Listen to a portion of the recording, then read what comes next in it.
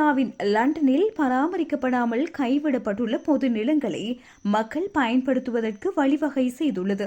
அதிகரித்து வரும் உடல் பருமன் பிரச்சினையை தடுப்பதற்காக மேற்கு லண்டனின் ஹவுன்ஸ்லோ நகர சபை ஒரு அதிரடியான மற்றும் ஆரோக்கியமான திட்டத்தை அறிமுகப்படுத்தியுள்ளது. பொதுமக்களுக்கு சொந்தமான பயன்படுத்தப்படாத நிலங்களில் மக்களே தமக்கான உணவை பயிரிட அனுமதி வழங்கப்பட்டுள்ளது. Go forth and grow for the future என்ற புதிய கொள்கையின் கீழ் பராமரிக்கப்படாமல் கைவிடப்பட்டுள்ள பொது நிலங்களை மக்கள் பயன்படுத்துவதற்கு வழிவகை செய்துள்ளது.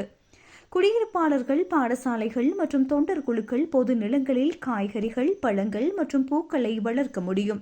இதற்காக நீண்டகால அனுமதி நடைமுறைகள் எளிமையாக்கப்பட்டுள்ளன. ஆர்வமுள்ளவர்கள் நகரசபையின் அனுமதியை பெற்று உடனடியாக பயிர் செய்கையில் ஈடுபடலாம். ஹவுன்ஸ்லோவில் வசிக்கும் பெரியவர்களில் 61.7% அதிக உடல் எடையோடு காணப்படுவதோடு சுமார் 23,000 பேர் 2ஆம் வகை நீரிழிவு நோயால் பாதிக்கப்பட்டுள்ளனர். இந்த பயிர் செய்கை மூலம் மக்கள் உடற்பயிற்சியை பெறுவதோடு சத்தான உணவுகளையும் பெற்றுக்கொள்ள முடியும் என எதிர்பார்க்கப்படுகின்றது.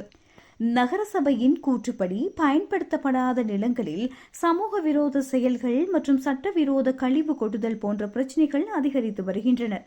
நிலங்களை மக்களிடம் ஒப்படைப்பதன் மூலம் அப்பகுதிகளை பசுமையாக்க முடியும் என்பதோடு இயற்கைக்கும் மனிதனுக்குமான தொடர்பை மீண்டும் ஏற்படுத்த முடியும் என நம்பப்படுகின்றது.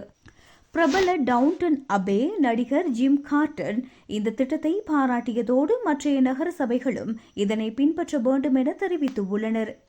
மக்களின் ஆரோக்கியத்தையும் சுற்றுச்சூழலையும் ஒரே நேரத்தில் மேம்படுத்தும் இந்த முயற்சிக்கு லண்டன் வாழ் மக்களிடையே பெரும் வரவேற்பு கிடைத்துள்ளது.